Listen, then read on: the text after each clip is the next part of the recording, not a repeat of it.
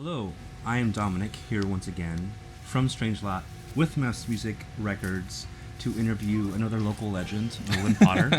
Let's start with what you've been up to since the pandemic. Not a whole lot, actually. I've been mostly working on music. This is like the first time in my life that I've had complete freedom to do whatever I want to do whenever I want to do it. Wake up, work on music all day, play Super Nintendo for a while, go back to music. Yeah, it's a really like hibernation period, you know? Yeah. Which I'm all about. A lot of people have not handled that the best, I think. But I'm totally fine not going to the bar, to be honest. Yeah, well, I mean, some people are finding themselves working more, some have more creativity. So then describe, like, you said Super Nintendo, wake up, play music, but what is a day when you wake up and write? I feel like the first couple months especially, there was a lot of pressure to, like, I should be, like, cranking out an album a day. You know what I mean? Like, based on other people's, like, oh, yes, now I can work. Like, I have all this workflow, all this energy. And I was, like, feeling guilty that, like, I haven't come up with, like, 5 new songs today, you know what I mean? But that's just not how it works for me, I guess. I guess I had time to work on a lot of stuff that I put on the back burner, which is awesome, but it's a lot of, I've been working on stuff that I started, like, 2-3 years ago that I forgot about, went through my hard drive and was like, oh, yeah, that might have potential now that I've forgotten about it, you know? A typical day is, like, I wake up pretty early. I drink my coffee, you know, I look at the news, I dread living on this planet for a little while. Same. But yeah, I mean, some days it's like, this is not going to be a day that I work on music, even though I could. I don't think it's necessarily healthy to force yourself to write something every day, you know? Sure. If you can, that's awesome. But I don't think if I was doing that, it would definitely not be all good at all. Well, I've been feeling guilt for not writing every day, so you're my therapy right now, so thank you. Yeah, you're not the only one, yeah. How long have you been in Austin? 7 years. Yeah, 7 years. And is this your end-all, be-all city, or do you have visions of going somewhere? I mean, at this point, moving somewhere else seems a little irresponsible financially. I mean, not right this second, but... I don't know. I kind of ended up in Austin, like, on a fluke, too. I didn't really know that much about the city. I was friends with Holy Wave, like, a little bit from when they were on tour. I used to live in Michigan. And yeah, I was like, well, I know somebody there. And I spent my whole life in Michigan up to that point, and so, yeah, I just did it. I think if I ever moved somewhere else, it would probably be the same kind of thing. I think about living in the country. I grew up in the country, like, super rural town of 600 people in the middle of nowhere. I'm happy here. I don't see myself moving anywhere anytime soon, but you never know. I'm myself wherever I am, so. Yeah. How about let's talk about your musical beginnings. Like, okay. How did you start out? I remember I was 3 years old, and I was trying to learn to play the Star Wars theme on the piano. That's the earliest thing I can ever remember. Just 3 years old? That's it? Yeah. Before that, I mean, that was like my early phase. I don't want to talk about that. No, my mom was a piano teacher when I was growing up, and so we had kids coming in and out of the house all the time, and I would just sit in on lessons. And then I took piano lessons for about 8 years from another lady. And I played trumpet in the school band. I played guitar in pep band. I started my first band when I was 13. We were called The Nuisance. We were like, our set was basically like 80% Green Day covers and 20% songs that sounded a lot like Green Day. So, yeah, that's that. But that wasn't. I mean, like I said, I grew up in a town of 600 people. There was no scene whatsoever. You know, we were the scene. Yeah, the three of us were the scene. But yeah, I mean, I grew up in church, and the biggest part of like my early musical training was like praise band, school choir, church choir on Wednesdays, you know, school band, church band, whatever was needed by the local. There's like a rich musical heritage where I grew up that my family was a big part of, like a really choral community, a lot of music theater, strangely enough, for a small town. So yeah, that was all super formative. I played in another band in high school. We won some local competition, and then we all went to college, and then I didn't play with anybody for a couple years. I moved to Grand Rapids, Michigan, which has a pretty cool music scene. If not, it's pretty insular. Nobody really gets out that much, but yeah, there was like a small psych community brewing in the early 2010s there with the band Heaters, me and Reno from my band, we used to live on the other side of a duplex from them, and we would jam in the basement all the time. And that was kind of that Grand Rapids community was really, really healthy, formative opportunity. I played in a doom metal band called Knife Ritual for a while. I played drums and sang.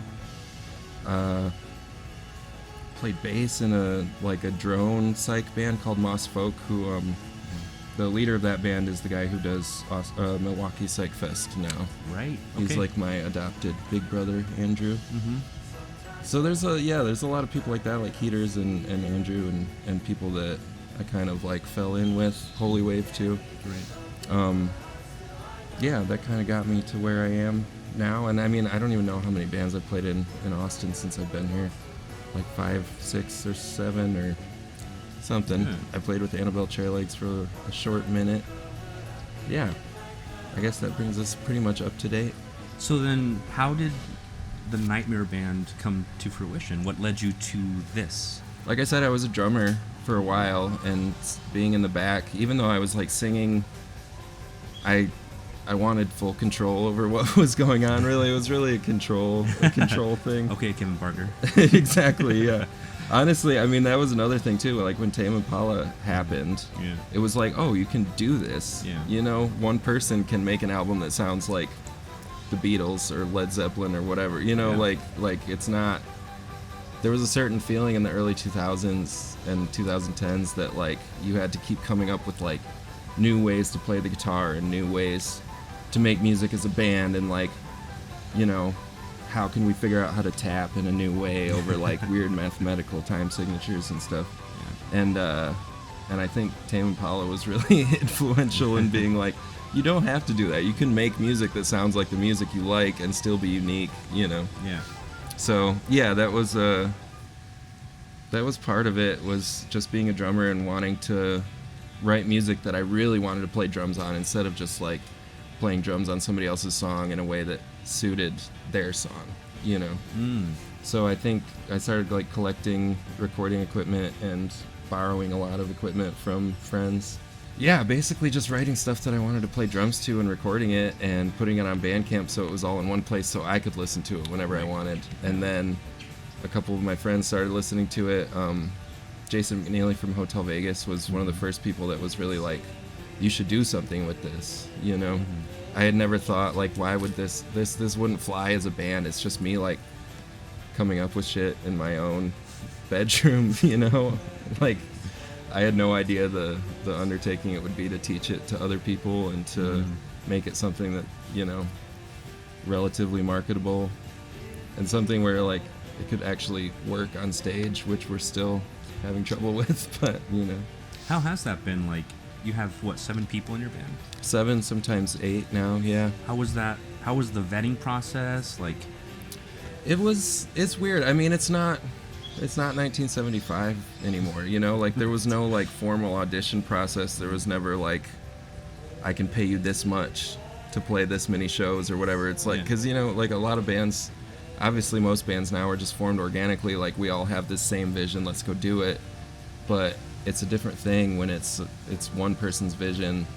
Trying to get other people on board is a task. I mean, everybody in the band really dug what I was doing, I think, and it seems like a shared vision now more than it did then. But I forced this shared vision. Yeah. It's tough because it's I mean, there's like a gray area of like, am I being too forceful about this, and what's the point? It seems like everybody's in a band, so why are we trying it so much harder than any other band we've been in? I mean, I can relate in that if you have a vision and when it clicks and everyone's in sync, like there's this great energy that just abounds, right? Yeah. So, and that's a hard thing to pull out of people forcefully, Yeah, I think that the group of people we have now is like a collection of some of the most talented people in Austin, as far as I'm concerned. Sure. But also we're not like music school people necessarily. Like I went to music college for like a semester before I realized I could just learn all this on the internet, you know? Yeah. So it's not, you know, I feel like we get compared to Zappa and the Mothers sometimes, which more in like form than substance maybe. I see. And obviously I'm a huge Zappa fan, and but it's not like that where it's like, you know, you're hired for a job, I want you to play this insanely complicated thing, and if you don't, you're fired. You know, like it's not like that. We have had to, I mean, we've gone through several iterations of people, and some people just don't fit with what I'm trying to do. Yeah. But yeah, I mean, now that all bets are off, really, we gotta get by with whatever we can. Yeah. You know, there's no shows to play, so it doesn't really matter. But yeah, that's right. And are you truly like, are you sitting down with each individual member and showing them the part? Is it up to them, their responsibility to just listen to the record and learn it? Yeah, and there's some leeway. Like, I don't expect it to sound exactly like what I want it to sound like in my head. That would be the ideal, but that's like, it's like the Play-Doh vision of the shadows in the cave, you know what I mean? It's like, as long as it can look, if it sounds like the shadow, I don't need it to sound like the thing outside the cave, you know what I mean? Yeah. Like, let's just get it as good as we possibly can. And a lot of times the stuff that I record is not, like, I leave in a lot of mistakes. I leave in a lot of, like, improvisations and stuff that's not really meant to be completely duplicated, you know? But yeah, we sit down, I mean, 3 of us live here, so we can all get together and work on parts individually. And then I'll send out demos as they come and have people learn stuff. But everybody's pretty good about riding that line of, like, I want you to be yourself and play like yourself, you know, but it has to be right. It has to be in the same key. Yeah, so. exactly. Yeah, it has to be good. So you just released a record, well, earlier this year on Castleface. Tell me how the album came to fruition. It seems like a very cohesive piece of work. Yeah, I think it's because we called those songs out of stuff that I had already done on Bandcamp that we had been practicing since the like earliest inception of the band. Like, these were the songs that I forget how many songs there are, 8 or 9, 10 songs, something like that. And that was like our entire set at that point. Wow. And yeah, I thought when Castleface approached us about making a record, we could have just gone into the studio and came up with something on the spot, but I felt like that wouldn't necessarily qualify as Nolan Potter's Nightmare Band, because it would be more of a group effort. Not that there's anything wrong with that, but but yeah, so it's basically like the best sound that we could get out of the songs that we were working on at that moment, and I think that's why it kind of sticks together, is because it felt like we were just playing a live set, you know? A lot of it was recorded all together in a room with, like, we had 2 drummers, and I had like a chopstick or something, was conducting to the metronome, and it just had a really like together live feel, which is something that I can't get on my own, you know? Like, I can never play the drums and the bass at the same time.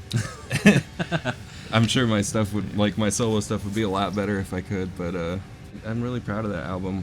Like, we threw everything at it that we possibly could. We used every instrument that was in the studio we were working at. We layered everything up, and it almost has like this orchestral feel to it now, which definitely has that orchestral feel to it. Which I like. I mean, it separates it enough from the original songs that were already recorded, already released, that it makes it worth recording it again, I think. I see. So were there instruments on the record that you felt you needed to play? Like me personally? Some of them, yeah. I mean, considering that I played all the instruments on the original versions, it's like the drummers are better drummers than I am. So there's certain stuff that I want them to do that I can't do. Like, I can play with a feeling, but not necessarily keep time the entire time. And so, yeah, I had other people play drums. I think I might have played one bass part. We had a grand piano in the studio that we were working at. I played a couple grand piano parts. some synthesizer. But yeah, I mean, it was pretty evenly divided amongst everybody. Like, everybody got a chance to do their own thing on it, I think. They might tell you a different story. I'm gonna talk to them later and confirm. Yeah, but exactly. That'd be a very different interview. So. What song was the most difficult to record? Wizard of the Wind, which is like kind of the penultimate. Well, it is the penultimate song, I guess, second to the last song, and it's kind of like the spiritual climax of the whole album. But it's just this really, like, it's just one riff after another, and you have to memorize every single thing. There's like a couple little time changes, and like we had to get it in one take. You know, Wow. I think we did like 10 takes of it or something. It seemed like we were just working on it forever, and yeah, I think it worked out in the end. But that's the magnum opus of the album, I guess you could call it. Well, that was my next question. Like, was it pieced together? Like, did you stop for certain sections to perfect, or was it? Pretty much everything. All the bass and drums are all the way through for every song, almost completely. I think we did a few bass overdubs, but yeah, that was the idea, is that we want to get a really good, solid, square canvas to throw shit at, you know. Yeah. And then we threw everything at it, like every weird synth that was lying around. We'll find a use for it, you know. It was like we went full like Pet Sounds. I mean, to the most of our ability, but at least the same sort of approach. I heard a dog barking. I heard the didgeridoo. There's so. a dog in there, yeah. Yeah, there's some weird stuff. Because that was the thing that I wanted to maintain from my solo stuff, is that there should be mistakes in music. I feel like now popular music and even like local music is very polished. Like, I've had so many experiences with other bands that aren't my band, of like, we go into a studio and somebody's like, oh, don't worry about it, we're going to quantize the drums later. Yeah. It's like, why? Like, make him play it right. Yep. You know what I mean? Yeah. Don't count on the computer for anything. That's my philosophy, at least. So then, that being said, you know, writing on your own, what do you write with that goes all the way through? What's the bass? The bass. The usually. bass, yeah. A lot of Yeah. times the bass will start it, and then or it's a lot of times piano, depending on the song. It's always something all the way through. I hardly ever loop things, you know. Certain songs, I guess, have like chunks that I'll do the piano chunk first and then figure out what happens later, you know. So some of it is piecemeal, but it's generally something all the way through. A lot of times the bass is the easiest thing to start with, I feel like, and then do everything else, and then add drums. And once you add drums, it feels like a legitimate song. You know what I mean? Up until then, I'm like, this is terrible. Nobody's ever going to listen to this. And how do you come up with ideas? Like, do you try to gain influence from people or bands? Oh, you absolutely, like? yeah. That's another thing, too, that I'm not at all afraid to wear my influences on my sleeve. That's I great, think, yeah. Yeah, I mean, I steal all kinds of stuff. I feel like the best composers steal all the time, you know? Like John Williams is one of my, I think, maybe the best American composer of the modern era, and everything he does is like note for note from something else, you know, but it's something that you grow up listening to John Williams, and like, where did he get that idea? Now I go and listen to Stravinsky, you know? Yep. And so I think like taking little bits of melodic ideas or rhythmic ideas and then, you know, morphing it into your own thing is definitely part of composing. What direct influences would you point to for this record? Each song kind of had its own set, because we wanted to make an album that sounded like one thing, but each song is very different, you know? We looked at a lot of Mahavishnu Orchestra, and I'm going to name a bunch of bands who are like so much better musicians than us, so don't take any, you know, like, we try. Yeah. But yeah, like Mahavishnu Orchestra was a big one for a lot of like the guitar tones and the way that the violin and the guitars work together. I see. Zappa for sure. Like Seahorse Retreat was one of the most fun songs to make on there, and we took a really Zappa-esque approach to it, I think. As far as like layering stuff and like having like different verses be a different arrangement from the verse before it, and also just as a big band, there's really no one better to look to, I think, for like modern rock music in a big band setting than Zappa. He really found a thing for everybody to do that showed who they were as a player, but also suited the needs of the composer, you know? And I think we tried to do that a lot. There was Dosing the President, which we took a big influence from like Hawkwind and the Stooges. Yeah, I was gonna say that. Which is like, I would love to have a band that was only that kind of music, you know? But I feel like I would get bored quickly. But that is, I love stuff like that. Gong was a big influence. We listened to a lot of Gong. It's of course going to get classified as prog, so it stands to reason that a lot of prog bands would be our influences, but it wasn't all that, you know? There's a lot of Todd Rundgren we were listening to. The production. Yeah, absolutely. And I feel like talking about like influences that are attainable, I feel like Todd is somebody that you can look to and be like, yeah, I feel like I can do that, you know? But yeah, I mean, the list goes on and on. I feel like I have an actual list written down somewhere. How do you know when to keep going? How do you know where to go? When do you say stop? This is done? I think the only time that something is done is when you just force yourself to say it's done. Or somebody else has to tell you, no, now it's done. Because, like, for myself, and especially now with no oversight at all, like, I can do whatever I want to my abilities. But John Dwyer standing right behind you saying no. So. Exactly. No, yeah, I always thought he'd have more of a, like, no, yeah, tone it down a little bit, but no, that guy does not care. Like, throw everything at it that you can. Yeah, I think nothing's ever done until you just put it out, and that was the initial reason I put out all those early, I don't want to call them demos, but all those early releases that I did, which became Nightmare Forever with the full band recording, is that I was just like, yeah, this is done. And now I go listen to it, and I'm like, that's not done. I probably should have fixed a lot of stuff on this, but yeah, nothing's ever really done. I mean, I'm sure if you asked the Beatles if they were happy with the way that whatever, you know, Sgt. Pepper sounded, like, no, I wish I would have changed this or changed that, you know, maybe. I could be wrong. But, yeah, I think as an artist, if you cut it, there's a lot of, I've been in a lot of bands that are like, don't play that much, you know, like that's too much, especially as a drummer, like no, I want to do all the fun stuff. But I've never, I think that was another initial inspiration for starting Nightmare Band, is that I want this to be a band that kind of flies in the face of every like convention of modern music or modern rock band music, you know, that it's never enough. Like, keep throwing shit on top of it. You know, even if it ends up sounding bad, like, better to do everything than like stop yourself from doing what you can really do. Not know the limits. Exactly. Yeah, it's maximalism, really. It's like more is more always. You know.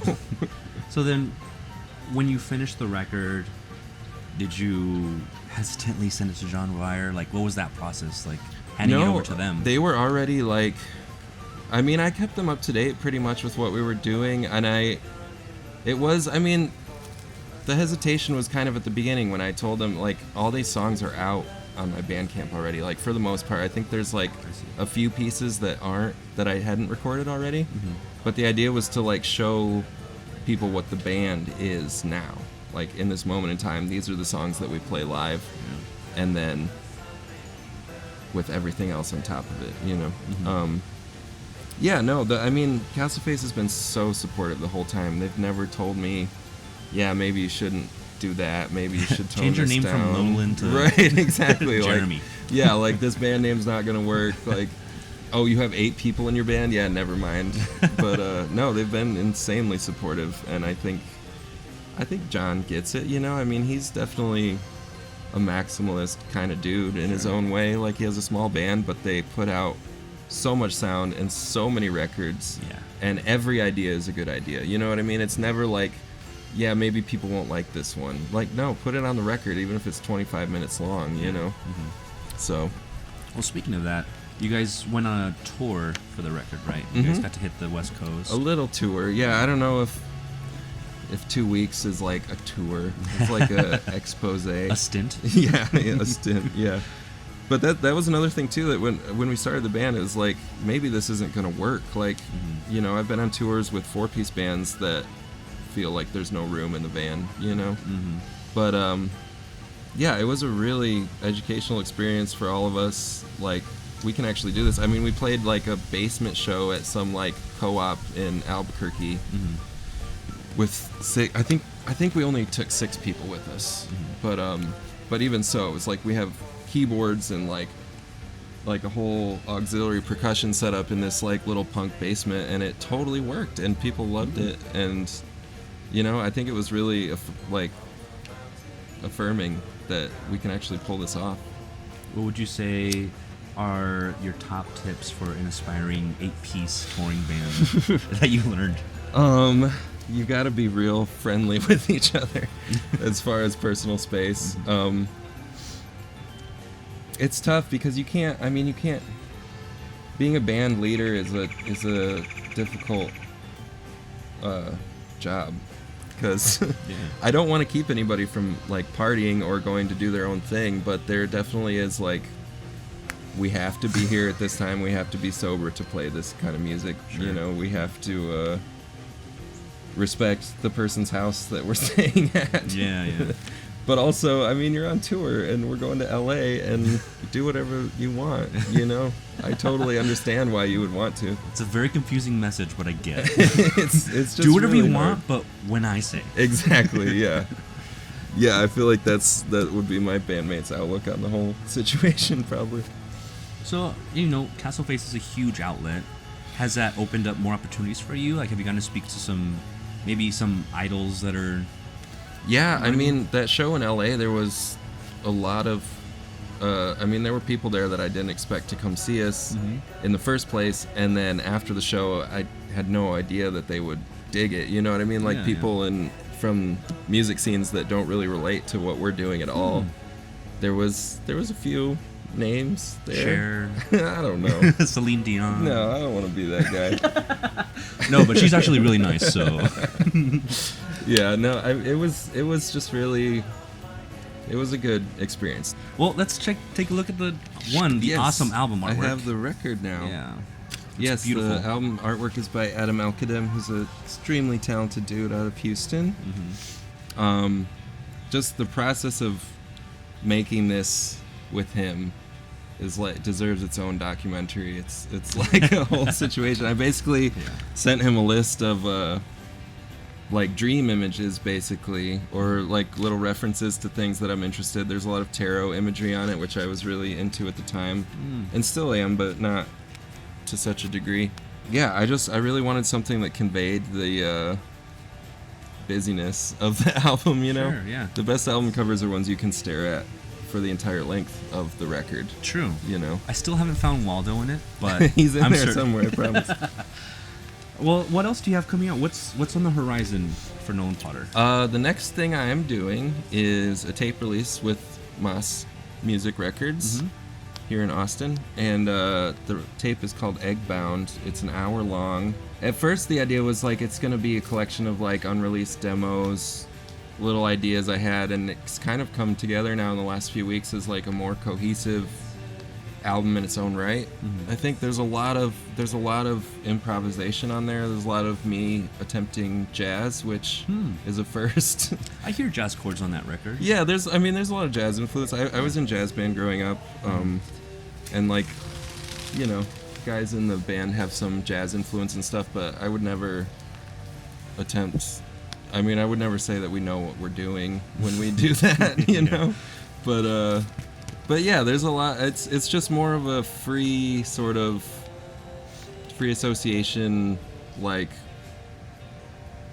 kind of a collage of an album, you know. Yeah. There's like little bits and pieces that come here and there. Zappa again was a big influence on that, like almost this like musique concrete sort of like take a bit of that song, chop it out, and paste it over here, and switch stuff around a bunch, and like there's little bits of like talking at band practice that we recorded that goes in between songs, and so it's kind of different. It's not I think the best stuff that I do is stuff that I make, forget about, come back to way later, and then make something out of it. And this album is entirely that, pretty much. I think like probably 75 to 80% of it was recorded like 2018 probably. Okay. 2016 to 2018. Pre-apocalyptic. Yeah, totally. But some of the songs didn't have lyrics yet, so might touch on that a little bit. So are you doing it all by yourself this time, or still the band? Yeah, this is entirely me. I do have plans. There's some songs we're saving to do with the whole band, but I don't really have the equipment to record the whole band here. At least not the way that I would want to. Sure. That was another thing with Nightmare Forever, that we were like, let's do it like we'll go to a studio, we'll spend money, we'll record it on classic gear, and I just don't have the money to do that on my own, So yeah, it's entirely me again, and I like it. I think it's pretty cool. All right, so on top of all these amazing questions we had prepped for you, we have one fan question from someone that you might know. Okay. And it is Ryan from Holy Wave. Oh my god. So okay. I will hand this to you. You may press play.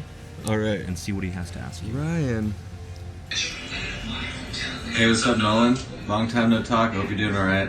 I got a couple questions for you. First one is, if 2020 was a genre of music, what would it be?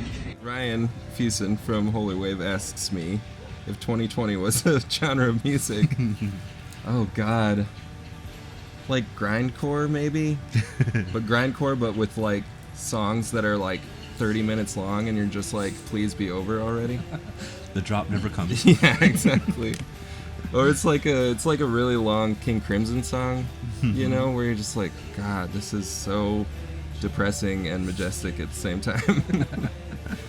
But okay, so that's question one from Ryan. If 2020 was a movie, who would write the score?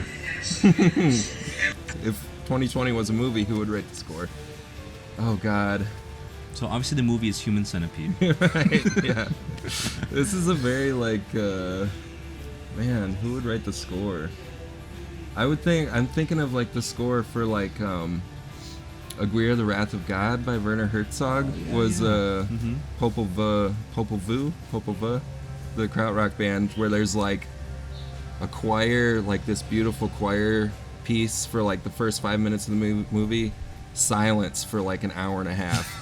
Another beautiful choral piece at the end. Yeah. Just like the sounds of like misery and death and people dying in like the Amazon. And last but not least, you have your Kid A's, your Abbey Roads, your White Albums, your I don't know. You have your greats, the fifth, the ninth. Out of all, considering all these great works of music, where does the Braveheart soundtrack stand to you? And is it better than all of them? Anyways, have a good one. Love you, man. See you later. How sweet. Yeah, we've definitely bonded over the Braveheart soundtrack before. Man, that movie is so good. It's such a shame that Mel Gibson is such a piece of shit. That movie is incredible, and the soundtrack is just like one of the best modern soundtracks of all time. Again, those composers stealing. There's so much references in that soundtrack to I think it's Jupiter by Holst. He like references the little like hymnal part in the middle. I could be getting mixed up with a different 90s medieval action movie, but yeah, where does that rank? That's right up there with the greats, right behind the fifth and the ninth. Maybe the seventh, but we'll see. Well, on that note, it was a pleasure talking to you. You too. Love learning about the record. Love learning about what you're doing. I'm excited for Eggbound, assuming that's what it'll be titled. Yeah. Oh, and another Castleface record coming after that, which I will discuss in the future. But be on the lookout for that. This is the official announcement. Awesome. I almost forgot it. Episode 2, that'll be it. But you got it. Other than that, I'm Dominic from Strangelot with Moss Music Records with Nolan Potter. Thank you so much. Thanks for having me. I'm Nolan Potter from Nolan Potter's Nightmare Band. You're watching Moss Music TV.